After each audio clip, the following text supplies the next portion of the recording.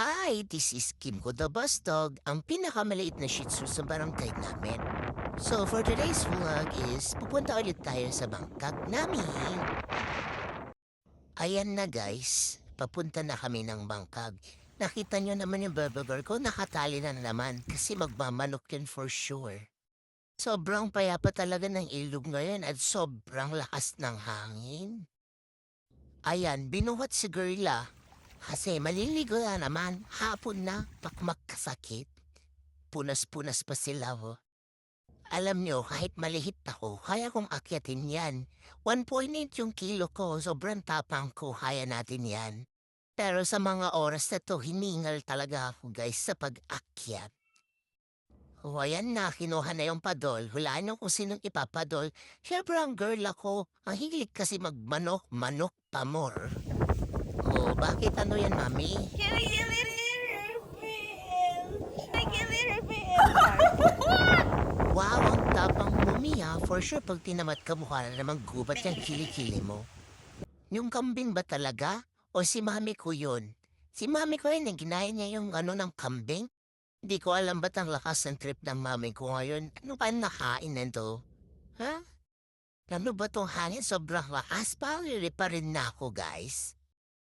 Ang daldal nyo, Midi. Ang daldal nyo. Ano ba yung pinag-uusapan nyo kung paano nyo ipapadol si Girla later doon pagdating natin?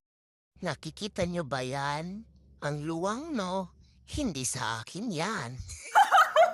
Sa mga oras na nga to talaga, hinihingal na ako. Kaya yan, kinuha na ako ni mami ko at inigpil niya na naman ako. Yan yung haway ko. Sobrang laki, no?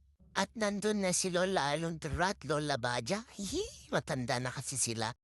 At ayan na nga yung sinasabi ko na ipadul na si baby girl ako. Oh, good luck. Wala kang mamamanok ngayon. He. At sa mga oras na to, sinipahan ng kasibagan yung dada ko. Ayan, nagdidilig. Ano ay ulit ng kain yan, pakain namin lagi. For sure, pagkalipas ng ilang taon, mas malaki na sa akin yung makatanim mo. Hindi ko na maabot. Hindi na talaga. Nasaan kaya yung mami ko? Silipin natin kung ano yung ginagawa niya. Obo, ang sipag hindi nagluluto. Kung ganito naman din kaganda yung background. O yung pupuntahan natin para kumain ng mani at kape, ay talaga, araw-arawin kayong pagtambay dito guys. Nakaka-relax kasi. Wow! Talaga. Talaga naman idol ako ng parents ko hanggang sa pagtae binibidyo. Oh, hindi yan tubol, maiit lang gaya ko. Hehe. So ayun lang guys, see you sa next vlog. Bye-bye! Please like, share, and follow!